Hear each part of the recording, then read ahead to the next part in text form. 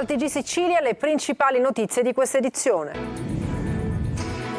Filippo Mosca sarà estradato in Italia. Il giovane originario di Caltanissetta in carcere in Romania per detenzione di droga potrà rientrare nel nostro paese. Lo ha deciso la Corte d'Appello di Caltanissetta. Studenti violenti, un 14enne avrebbe aggredito la preside dell'Istituto Maggiore di Noto dopo un richiamo disciplinare. Per la dirigente nessuna ferita grave ma tanta paura. Smobilitata l'occupazione della diga Ancipa da sindaci e cittadini dell'Ennese che si contendevano la risorsa idrica con Caltanissetta. Il livello dell'acqua nell'invaso si innalza e si profila la condivisione tra i comuni. Morti sospette al Papardo di Messina, gli ispettori tornano nell'ospedale per nuovi controlli. La procura sente anche la direttrice generale. Il caro voli arriva puntuale per Natale ma non danneggia solo i siciliani. Le tariffe alte dei biglietti scoraggiano tanti potenziali turisti. Sant'Agata, segno di speranza e libertà. Diverse novità previste nelle celebrazioni della festa della patrona di Catania, edizione 2025. Il calcio, Serie C, cammino deludente per il Catania frenato da infortuni e occasioni sprecate. I rossazzurri guardano ora alla trasferta di Taranto per il riscatto.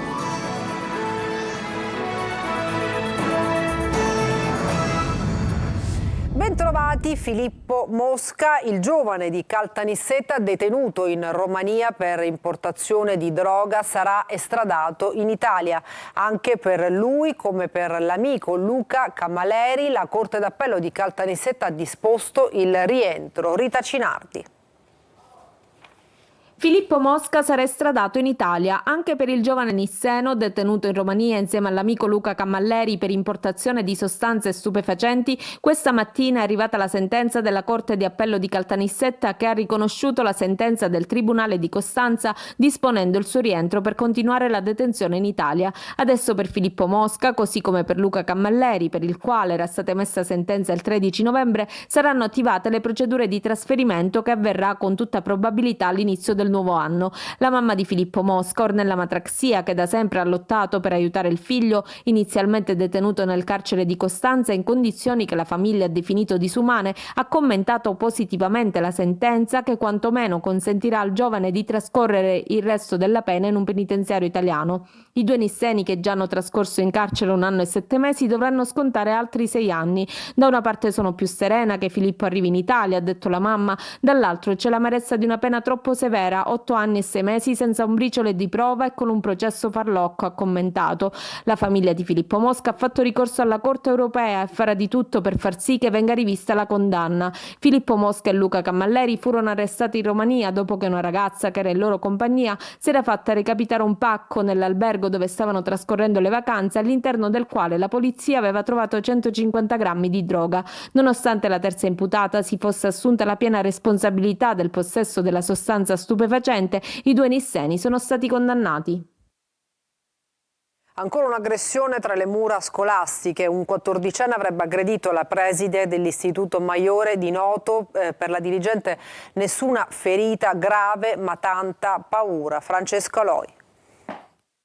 Classi sempre più fuori controllo. Tra i banchi di scuola succede ormai di tutto, anche che un alunno di terza media colpisca la preside del suo istituto, il Maggiore di Noto.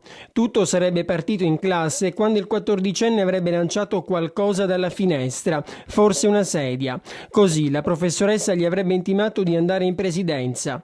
Un gesto disciplinare che in genere fa tremare le vene ai polsi degli studenti, ma non questa volta. L'alunno, convocato dalla dirigente, avrebbe reagito alla ramanzina o alla minaccia di un provvedimento, colpendola di sorpresa. La donna è stata portata in ospedale, non avrebbe ferite gravi ma sarebbe sotto shock. Una notizia che ha scosso tutto il paese e sulla quale dovranno fare chiarezza i carabinieri della compagnia. Pare che il ragazzino abbia un vissuto complicato e sia ospite di una casa famiglia. Le aggressioni ai docenti intanto sono sempre più diffuse. L'inasprimento delle pene per chi insulta o picchia il personale scolastico sembra non fare paura. Diga Ancipa, c'è l'accordo, smobilitata l'occupazione che aveva visto i sindaci di 5 comuni nell'Ennese protestare contro la decisione della cabina di regia regionale di condividere le risorse idriche con i comuni di Caltanissetta e San Cataldo. Orazio Longo. Grazie alla pioggia che ha fatto alzare il livello dell'acqua si è reso più facile l'accordo con i sindaci dei comuni dell'Ennese che avevano occupato la diga Ancipa. Questo alla fine di una riunione a Ena alla presenza del prefetto e del coordinatore della cabina di regia regionale per la crisi idrica, Salvo Cocina, in videocollegamento. Dopo le proteste che avevano causato il distacco del flusso d'acqua verso i comuni di Caltanissetta e San Cataldo, si procede quindi alla smobilitazione. Un accordo che ci ha visti uniti sulla stessa linea, spiega il sindaco di Nicosia Bonelli, che aggiunge: l'erogazione dell'acqua dalla diga verso Caltanissetta e San Cataldo è condizionata al fatto che il volume dell'Ancipa non scenda sotto i 400.000 metri cubi. Se dovesse succedere, abbiamo chiesto e ottenuto che l'erogazione sia immediatamente sospesa. A Troina l'amministrazione comunale ha deciso di incontrare i cittadini per spiegare i termini dell'accordo, che prevede che le condotte vengano aperte su Caltanissetta per 3 giorni per consentire l'accumulo e 3 giorni per l'accumulo nei serbatoi dei 5 comuni dell'Ennese. Questo potrebbe consentire di ridurre le turnazioni che oggi prevedono l'acqua ogni 6-7 giorni. Entro venerdì al massimo i 2 comuni nisseni potranno essere sganciati dal sistema Ancipa grazie al completamento del bypass dell'acquedotto di Bulfi, ha detto Cocina, che ha spiegato che la quantità di acqua all'interno della diga Ancipa in 2 giorni è passata da 230.000 a 700.000 metri cubi, un aumento considerevole che assicurerà una riserva idrica minima per diversi mesi. Inoltre sarà riattivata la distribuzione dell'acqua di soccorso per Caltanissetta e San Cataldo. Accolgo con soddisfazione i risultati dell'incontro sull'emergenza idrica, ha detto il presidente della regione Schifani. Grazie alla collaborazione tra enti e all'attivazione dei nuovi pozzi di Butera sarà possibile assicurare una distribuzione equa e sostenibile senza compromettere le risorse del bacino. Nuova ispezione dopo le morti sospette all'ospedale Papardo di Messina. La procura sente anche la direttrice generale, Francesco Triolo. Le infezioni correlate all'assistenza ogni anno in Italia sono 530.000 e riguardano l'8% dei pazienti ricoverati in ospedale. A scriverlo sulla propria pagina Facebook il direttore della clinica di malattie infettive dell'ospedale San Martino di Genova, Matteo Bassetti, parlando di quanto accaduto all'ospedale Papardo di Messina, dove sono 2 le sale operatorie sequestrate.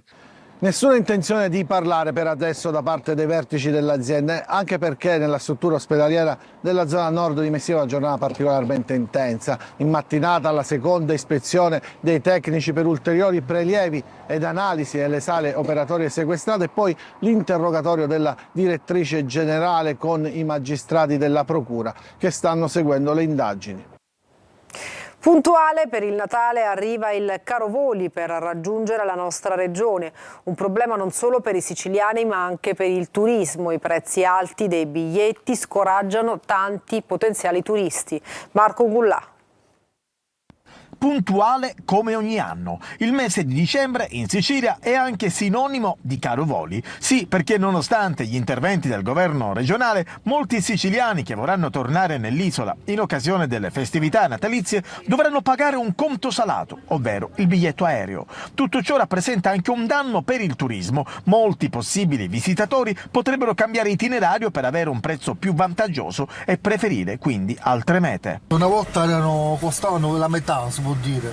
Oggi una famiglia non se lo può permettere perché una volta che costano il doppio, 4 persone, 3 persone, è impossibile che prendano un volo e rinunciano.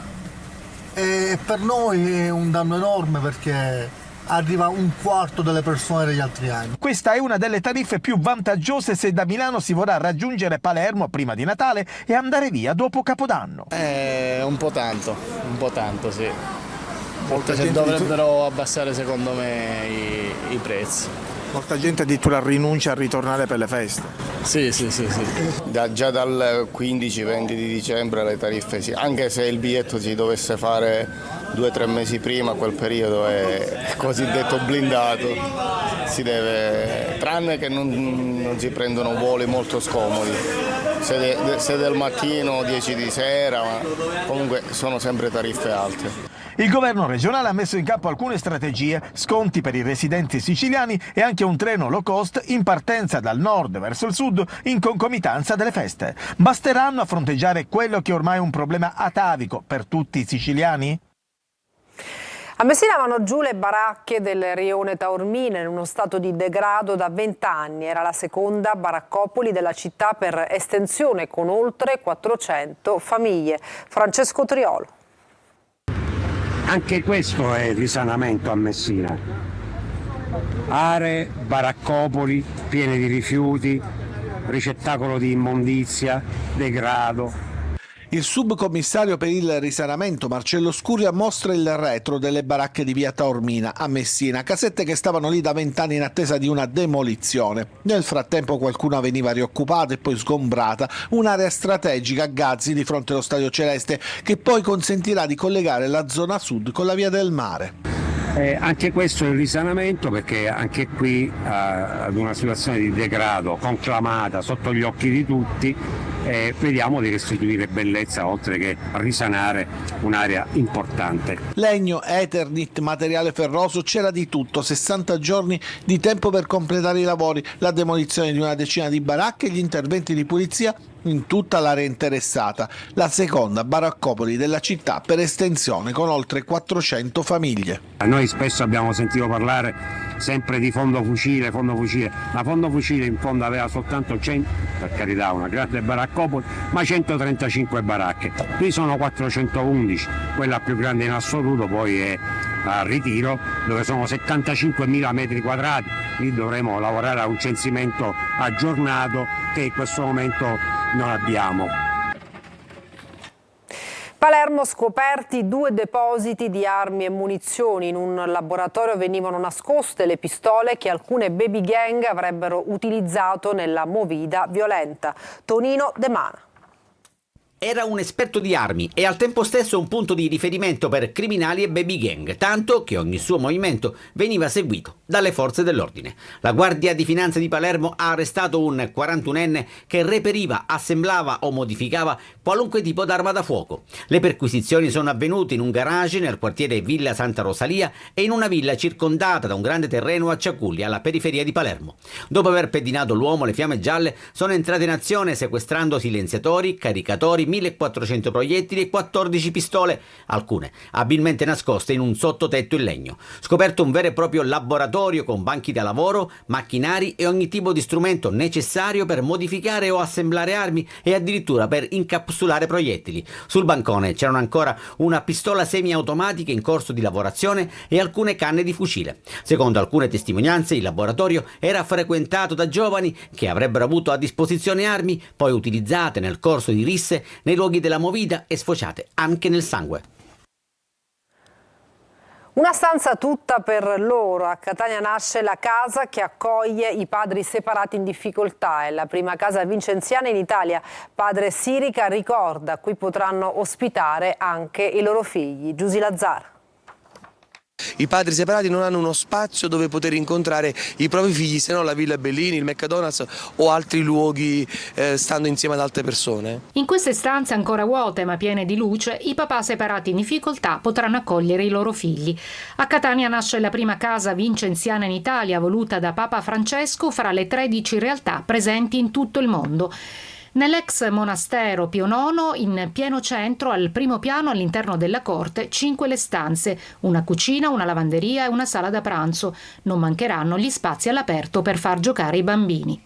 La difficoltà, la fatica di poter dialogare con i propri figli, di avere uno spazio per stare con loro, perché alcuni vivono nelle macchine, alcuni ci hanno detto che vivono in cortili di aziende, di fabbriche, così per avere uno spazio più sicuro almeno la sera. Con Abba Padre si realizza un altro tassello nel mosaico del progetto più ampio dell'Agorà della Carità. Non ci sarà solo accoglienza, ma anche una possibilità lavorativa, perché dovrebbe nascere una casa per ferie per turisti, quindi dare lavoro a 8-10 persone, così come la caffetteria. La Casa Lumière per ragazze vittime di violenza, la locanda del Samaritano per i migranti italiani in difficoltà e il gruppo appartamento, queste le realtà concrete che vanno sostenute. Sant'Agata, segno di speranza e libertà, è il tema conduttore della festa della patrona di Catania, edizione 2025. Adelaide Barbagallo. Sant'Agata, segno di speranza e testimone di libertà. Questo è il tema della festa della patrona di Catania del prossimo febbraio. Speranza perché si può uscire da tutto ciò che degrada l'uomo. Libertà perché per uscire da tutto questo dobbiamo avere la forza e un motivo per liberarci. Attendere che qualcuno ci dia una mano, ma volerlo fortemente anche noi. Una festa che vuol coinvolgere sempre più i giovani, a cui farà da preludio il 29 dicembre l'apertura in cattedrale dell'anno giubilare, che vedrà l'arrivo a Catania da Venezia delle reliquie di Santa Lucia. In contemporanea sarà esposto anche il busto reliquiario di Sant'Agata. In circostanze diverse hanno saputo dire l'importanza della fede per la vita, una fede che non può fare compromessi con l'illegalità e con la mafia. Tante le novità della festa edizione 2025, il premio dell'Arcidiocesi che sarà consegnato a testimoni credibili di speranza e libertà, un convegno internazionale di carattere storico su Catania religiosa e civile, una mostra a Londra. Il presidente della CEI, il cardinale Matteo Zuppi, celebrerà il pontificale del 5 febbraio.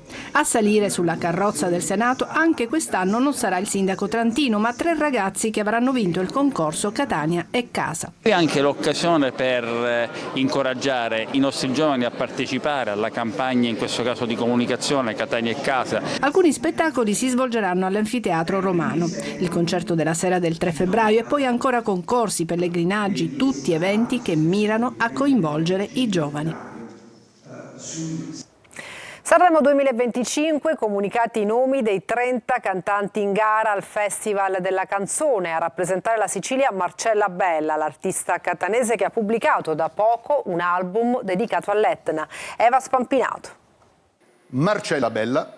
Sarà Marcella Bella a rappresentare la Sicilia al prossimo Festival di Sanremo 2025. Dei 30 big in gara annunciati da Carlo Conti in diretta TV, l'unico nome siciliano è quello della cantante catanese, in quota evergreen, rappresentante della grande tradizione musicale italiana.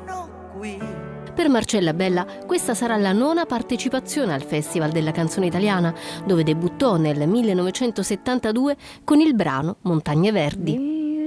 Ricordo montagne verdi e le corse di una bambina. Nel 1986 salì sul podio del festival con Senza un briciolo di testa, brano che la fece piazzare terza dietro 2 giganti come Eros Ramazzotti e Renzo Arbore.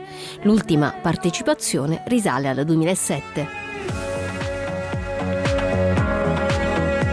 Dopo 6 anni di fermo discografico, Marcella Bella è tornata da poco con Etnea, un album 10 inediti divisi in 2 segmenti, Vulcanica e Lavica.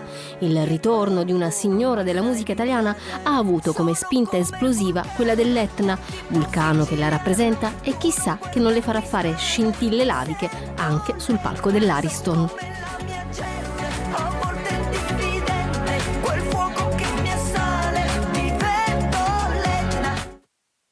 E adesso una pausa, tra poco il calcio.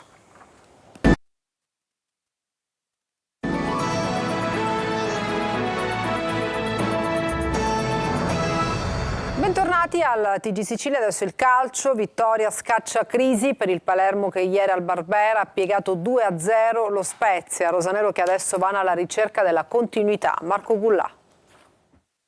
Fine dell'incantesimo, il Palermo torna alla vittoria contro una squadra che non aveva mai perso, che aveva la migliore difesa del campionato e che era arrivata al Barbera con 12 punti in più.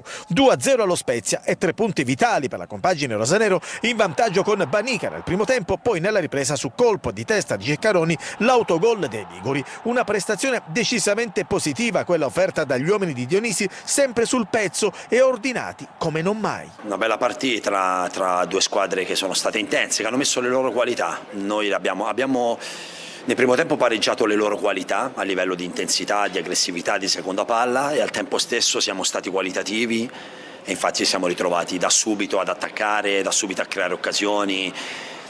Siamo stati bravi a passare in vantaggio perché avevamo sprecato un po' di situazioni o comunque eravamo stati un po' imprecisi, un po' poco fortunati. E in effetti il Palermo ha creato tanto, soprattutto nel primo tempo, con il portiere dello Spezia Gori miracoloso in un paio di circostanze, prima su Ceccaroni, poi su Henry, poi la capocciata di Banica a legittimare il dominio dei siciliani.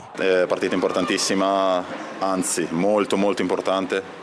estremamente importante, perché vincere oggi dopo la prestazione che avevamo fatto con la Sampdoria la settimana scorsa, vincere in un modo così convincente senza subire gol, con questa grinta, rende il tutto più entusiasmante. Per cui dobbiamo continuare così, sono anche contento per il mio gol personale. Al Palermo adesso manca la continuità, sabato tappa importante, Rosanero alle 15 a Carrara contro la Carrarese. Cammino fino ad ora deludente per il Catania, con i rossazzurri frenati dagli infortuni e capaci di sprecare occasioni in serie. Domenica c'è un'altra chance in casa del Taranto, ultimo in classifica. Marco Carli. Il Catania delle occasioni sprecate si guarda indietro, ai punti persi con Latina, Messina e da ultimo con la Cavese, ad alcuni tempi regalati come a Foggia e soprattutto a Crotone, ma deve necessariamente guardare al futuro, come lo dice Toscano. Li ho visti incazzati perché volevano regalare questa vittoria al nostro pubblico e a loro stessi, perché sapevano che venivano da 2 partite dove avevano fatto 2 grandi prestazioni. Nel secondo tempo con la Cavese, fra il calo per mezz'ora e il forcing finale con varie chance sbagliate, restano anche gli ingressi di Sturaro e di Guglielmotti, le disponibilità di De Rose e Ierardi, con lunetta da verificare per la prossima. Non ci sarà Anastasio a Taranto squalificato, ma almeno il tecnico potrà contare su qualche alternativa in più che si allenerà per l'intera settimana. Sole 7 reti segnate in casa, il senso di qualcosa di incompiuto che va avanti dall'estate scorsa. In trasferta la vittoria manca invece da quasi 2 mesi. A Taranto, contro l'ultima in classifica battuta dalla Juventus Next Gen nell'ultimo turno, un'altra occasione, l'ennesima, da provare a non sprecare, in attesa di chiudere l'anno solare e capire cosa sarà necessario fare e cosa si potrà fare a gennaio. E per questa edizione è tutto, grazie per averci seguito e buona serata.